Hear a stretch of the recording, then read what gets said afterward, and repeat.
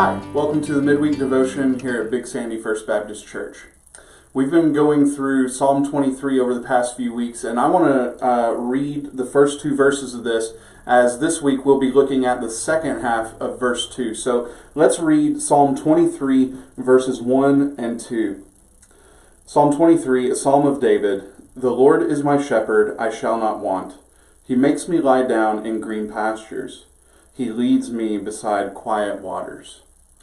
Now, in our first week in this, we looked at that first verse, the Lord is my shepherd, I shall not want. And we saw how that's going to kind of be the thesis for the rest of the psalm.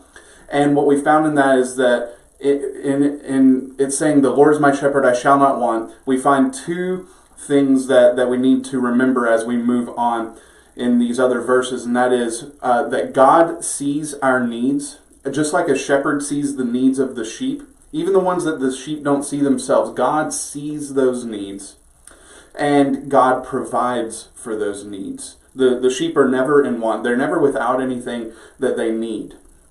The Lord is my shepherd, I shall not want. God sees our needs. God provides for those needs. And last week, we were at the beginning of verse 2. He makes me lie down in green pastures. And we talked about how sheep need rest and how we need rest for our souls. And that rest is ultimately found in when we can exchange our burden of sin and Christ takes that on himself. And he gives us the yoke of his righteousness. We find rest. Just like sheep would find rest in lush green pastures. And so we found last week that God provides that rest for our souls that we desperately need. The image that we see today is that he leads me beside quiet waters. What does that mean? What does God provide in that? Well, in the area where I like to go camping in North Carolina, in the mountains, we go and we see waterfalls that are just deafening with the thunderous water that's just coming down and cascading down, and it's just so loud. And then we also like to go and enjoy the gentle mountain springs that come down. And when we go hiking, we hike to the waterfalls, and we enjoy those during the day. But at night, we don't camp next to the waterfalls because you wouldn't be able to get any peaceful sleep next to a waterfall. The camp that we use is actually next to a gentle stream where it's quiet. It's slow enough where we can use it for water, for cleaning our dishes and things like that. It's practical, and we can find peaceful rest at night because it's not a loud stream. It's just a gentle brook. And so that's kind of what we find in this image today, is that the shepherd leads the sheep next to quiet waters. A shepherd does not lead his sheep to loud waters, because in loud waters they may be stressed and they may be overtaken by the water. No, he leads them to calmer waters where they can drink. Life can be noisy sometimes, kind of like that thunderous sound of a waterfall. And it can feel like you're just being overtaken by rapids. And that's the way life can feel a lot of times, more than a gentle brook. But the believer has been given enormous peace, calm. Paul writes in Philippians, he says, "Be anxious for nothing, but in everything, by prayer and supplication, with thanksgiving. Let your requests be made known to God, and the peace of God, which surpasses all comprehension, will guard your hearts and your minds in Christ Jesus."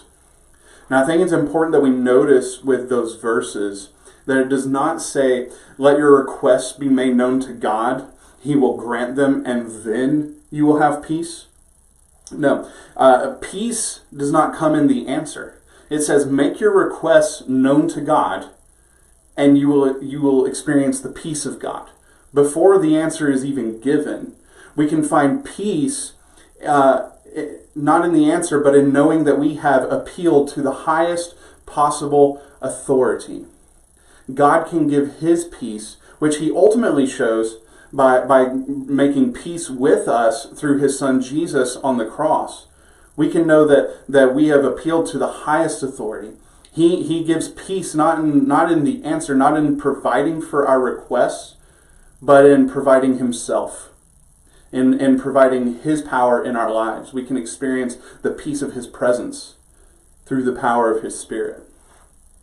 Now, the believer does not have peace because the storms of life blow over us and we never really have any impact from the storms of life. No, I was talking with a church member yesterday that at the end of the day they had just felt like the storm had just overtaken them, but they still felt a sense of peace. So we don't find peace because we don't experience storms. We find peace in the midst of the storm because of who our hope is in. No, the believer has peace because right in the midst of the storms of life, we have the highest authority as our shepherd and caretaker.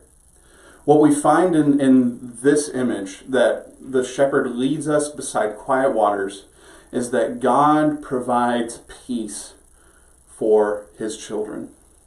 I hope that you find a blessing in that truth today, and I hope that you'll join us next week. We will actually be having a Wednesday night Bible study here at the church. I am going to continue to record these brief devotionals, but next week, here at the church, we'll be looking at verse 3. What does it mean that he restores my soul? And we'll be doing that here at the church, and we'll kind of be unpacking that a little more than we have been with these brief videos. So I hope you'll join us in that, and I also hope that you'll join us this Sunday morning, June 7th, as we worship here in our worship center at 11 a.m., Sunday school at 10. God bless. Have a great day.